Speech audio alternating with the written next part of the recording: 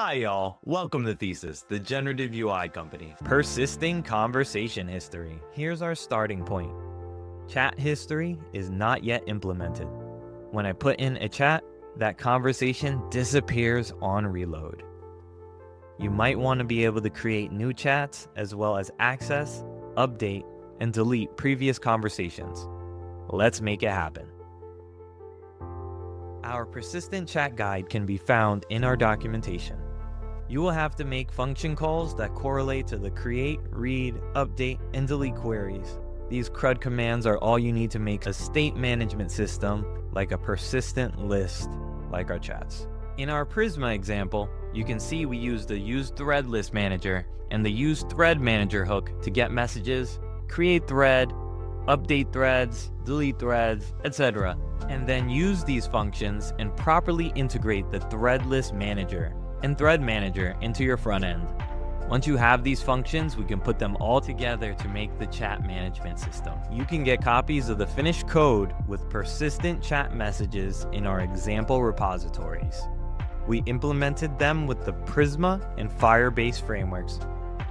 Let's set one up together. We are using the Firebase SDK to speed up making the functions and hooks we need to store and save our chats. I am going to walk you through setting up your Firebase project, implementing the Firebase configuration in your app, and setting up the functions necessary for a persistent chat. First, we are going to log into the Firebase console. We are then going to create a new project or use an existing one in the Firebase console. Navigate to Firestore database and click Create Database. Choose the Start in Test mode for easier setup for the demo. This allows open read-write access for about 30 days, but should not be used in a production environment.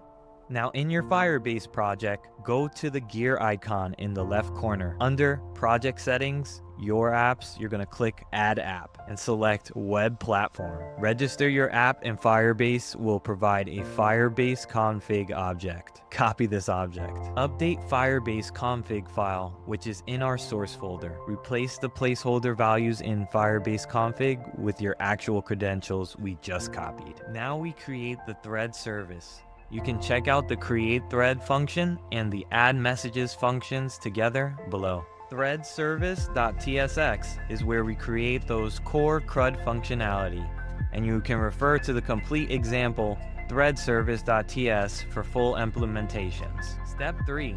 Integrate your service with the front end.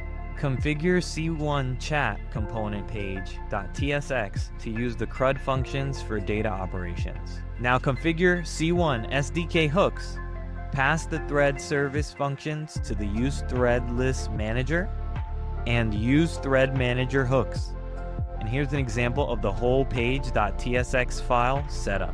Step 4. We need to update the backend chat API route along with functions in threadService.tsx. For fetching saved messages and saving new ones, before calling the LLM, we need to fetch the existing messages for the thread using getLLMThreadMessages, and then save messages on stream end. Here's an example of what route.ts file looks like when implemented. Now we can run the app and test it. Make sure your Thesys API key is set in your environment variables, the .env file, and then we can run npm run dev. Tests creating new chats, switching between chats, deleting chats, and refreshing the page to see if the chat persists. You can now save and keep a history of your chats, and also, you can now make basic to advanced generative UI components using C1 by Thesys.